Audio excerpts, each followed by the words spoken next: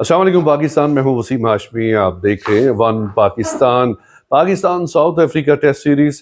अब तक पाकिस्तान और साउथ अफ्रीका आमने सामने 30 मरतबा टेस्ट में आमने सामने हुए। 1992 के बाद जब साउथ अफ्रीका को टेस्ट स्टेटस मिला, उस वक्त से लेके पाकिस्तान आज तक साउथ अफ्रीका के साथ जो नंबर आजमा हुआ 30 टेस्ट मैचेस, जिसमें 17 साउथ अफ्रीका ने जीते हैं, सिर्फ 6 पाकिस्तान ने जीते हैं और बाकी जो मैचेस हैं वो ड्रॉ की तरफ गए हैं। अगर देखा जाए, पाकिस्तान की टीम साउथ अफ्रीका से बहुत बेहतरीन थी, लेकिन पता नहीं क्या मसला है कि प्रेशराइज हो जाते हैं साउथ अफ्रीका के तेज तरीन पिचों पे। और जब पाकिस्तान में साउथ अफ्रीका आती है तो साउथ अफ्रीका के मुश्किलात दरपेश आती हैं स्पिनर्स को खेलने के लिए।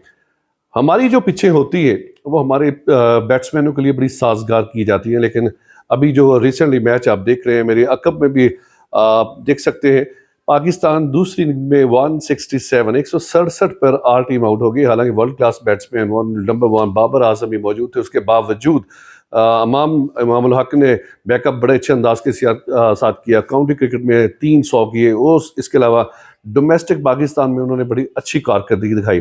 पाकिस्तान को चाहिए था, जिस तरह उन्होंने लीड ली थी, अगर दूसरी इनिंग्स में कम अज कम 2 से 250 के दरमियान में लीड ले रहे थे तो साउथ अफ्रीका के लिए परेशानी बनती। लेकिन अभी भी मैच मैं समझता हूँ पाकिस्तान के हक में है, क्योंकि 2 दिन पड़े हैं और पिच की जो सूरत हाल है स्पिनर्स के लिए बहुत बेहतरीन है। नोमान और साजिद को यहाँ पर काफ़ी मेहनत दरकार होगी। साजिद थोड़ा सा आउट ऑफ फॉर्म है, लेकिन नोमान माशाल्लाह इस उम्र में भी जाके दुनिया भी हैरान है और दुनिया भी उनके बारे में कमेंट करती है कि इस उम्र में वो परफॉर्मेंस दे रहे हैं।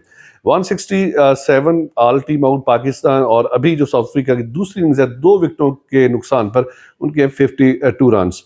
तो अगर पाकिस्तान को वापस इस मैच में आना है तो खाने के वक्फे से पहले पहले पाकिस्तान को कम से कम 3 विकेटें अपने हाथ में करनी चाहिए, तब जाके मैच बनेगा।